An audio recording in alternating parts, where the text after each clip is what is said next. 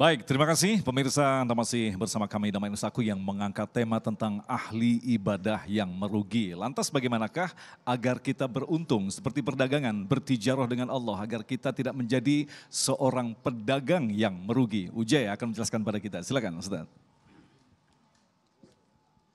Assalamualaikum warahmatullahi wabarakatuh. Hamdan wa syukran lillah, wassalatu wassalamu ala rasulillah, wa ala alihi wa ashabihi wa man walah, wa la hawla wa la quwata illa billah, amma ba'd. Setelah puji dan syukur hanya untuk Allah, salawat dan salam untuk baginda kita Nabi besar Muhammad, baik kepada keluarganya, sahabatnya, dan untuk kita semua selaku umatnya. Mudah-mudahan berkah daripada selawat semuanya di sini Allah Ta'ala panggil untuk pergi haji dan umrah agar bisa ziarah untuk ke makam Rasulullah. Amin ya Rabbal. Guru kita Kiai Haji Jujun Junaidi dan juga host kita Al-Mukarram Al-Muhtaram Ustadz Agung dan semua yang hadir serta para pemirsa dimanapun Anda berada. Damai Indonesiaku TV One, mudah-mudahan panjang umur, sehat walafiat, amin ya Allah ya Rabbal. Kita sering doa pamungkas atau yang disebut dengan doa sapu jagat. Rabbana fid dunya wa fil akhirati wa qina adzabannar. Saking populernya ini doa sampai dijadiin lagu sama salah satu grup band ternama di Indonesia. Betul apa kagak? Jangan disebut, Wali namanya. Bener apa benar? Saya menyebutnya aja, nyanyinya maka gak bisa. Urusan nyanyi Kiai Jujun yang bisa. Ayat ini atau doa ini maksud saya memberikan sebuah pengertian bahwa yang namanya dunia sama akhirat kudu seimbang. Betul apa benar? Dalam arti kata juga bisa kita katakan yang namanya ibadah itu bukan persoalan akhirat aja tapi juga persoalan dunia. Maka kata kerennya hablum minallah itu adalah kesolehan ritual individual. Sedangkan hablum minannas adalah kesolehan sosial. Yang keduanya bagaikan dua sisi mata uang yang tidak dapat terpisahkan. Bener apa betul? Nggak bisa kita lepas daripada keduanya. Orang kalau misalkan mau selamat maka harus menjaga keduanya. Tadi Kiai Jujun udah nerangin bagaimana orang yang betul-betul muflis bangkrut. Lantaran apa? Dia nggak sadar. Dia pikir kesolehan ritual itu individual yang dia punya akan menjadi satu-satunya penyelamat untuk dia di hadapan Allah. Tapi ternyata enggak. Ketika dia kembali kepada Allah Subhanahu wa taala dia enggak mikirin mulutnya yang mulut comberan. Assalamualaikum. Ada apa kagak yang model macam kayak begitu? Mulutnya enggak dikontrol, enggak punya rem. Padahal Nabi bilang salamatul insan fi hifzil lisan. Nyakitin orang lain akhirnya menjadi tuntutan dia di akhirat. Ada lagi saudara hadirin sholatnya rajin tapi kemudian nyakitin hati orang, jalan terus. Bener apa betul? Yang hebat di dalam beribadah, hajinya saban tahun, umroh berapa bulan sekali balik. Tapi fakir miskin di sekelilingnya kagak dia perhatiin. Ini persoalan. Jadi jangan puas dengan yang namanya kesolehan ritual individual. Tapi melupakan daripada kesolehan sosial. Tobat aja tobat. Itu lebih gampang kita kena dosa sama Allah Subhanahu wa taala. Di dalam kitab Riyadhus Shalihin dibahas tentang rukun daripada tobat.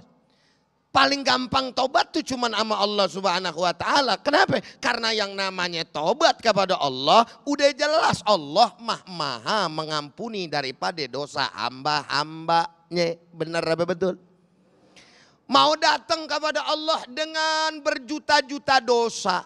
Baik dosa besar maupun dosa kecil. Asal masih ada iman seberat biji zarrah. Datang kepada Allah. Antar juga kita bakal diampuni nama Allah subhanahu wa ta'ala. Insya. Tapi beda Pak. Kalau seandainya kita punya dosa sama orang. Itu kan tadi tuh cerita gara-gara dosa kita sama orang itu. Tambah satu.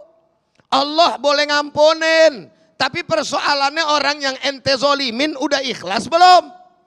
Udah ridha belum? Hak orang yang ente rampas udah dikembalikan belum? Udah dibalikin belum hak-haknya? Kalau andai kata belum, walaupun kemudian kita mati membawa berjuta amal soleh akan tercegah dengan hal yang sedemikian rupa. Na'udzubillah summa na'udzubillahi min. Maka jangan anggap remeh saudara hadirin mengenai persoalan ini. Ini mulut gunain sama tetangga bagaimana urusannya. Sampai-sampai yang kelihatan remeh model macam kayak begitu tapi menjadi perhatian bagi Nabi. Sampai digandengin loh. Urusan tetangga sama urusan iman kepada Allah dan hari akhir. Coba bayangin itu. Man kana yu'minu billahi wal yaumil akhir fal yukrim jarohu. Satu lagi fal yukrim doifahu. Kalau beriman kepada Allah, beriman kepada hari akhir, jangan lupa hormatin tetangga, muliain dia. Ini kan kesolehan sosial. Kagak lihat tetangga kita maaf muslim apa non muslim, enggak. Sampai-sampai Nabi ngajarin kepada kita tuh urusan yang begitu Bapak Ibu. Pak Bu, kalau ibu-ibu nih khususnya masak sayur, banyakin airnya tuh. Bener apa kagak? Buat apa tujuan banyakin airnya Ustadz? Bawa ke tetangga.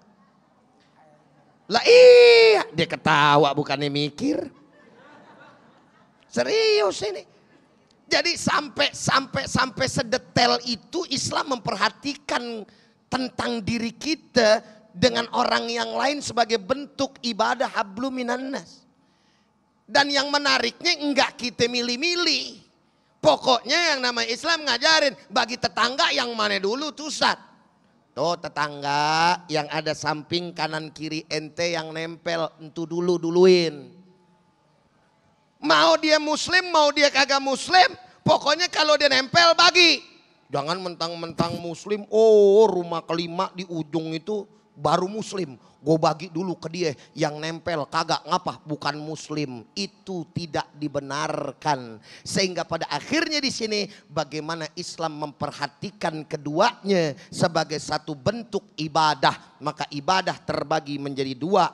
Ibadah mahdoh murni ataupun ibadah gair mahdoh. Mudah-mudahan semuanya dari kita bisa mengamalkannya insya Allah. Baik, terima kasih Ustaz Jailani dan pemirsa yang dirahmati Allah. Insya Allah dalam segmentasi selanjutnya nanti di segmen 3, 4, dan 5 kita tentu saja akan mulai elaborasi satu tema yang sangat menarik ini. Untuk itu kita berikan kesempatan terlebih dahulu kepada Bapak Matin untuk menyampaikan pertanyaannya. Silakan. Maskernya diturunkan biar agak jelas. Baik, terima kasih. Assalamualaikum warahmatullahi wabarakatuh. Untuk Kiai Haji Jujun, yang bertanya adalah, bukankah kita diminta untuk berbaik sangka pada Allah Subhanahu Wa Taala?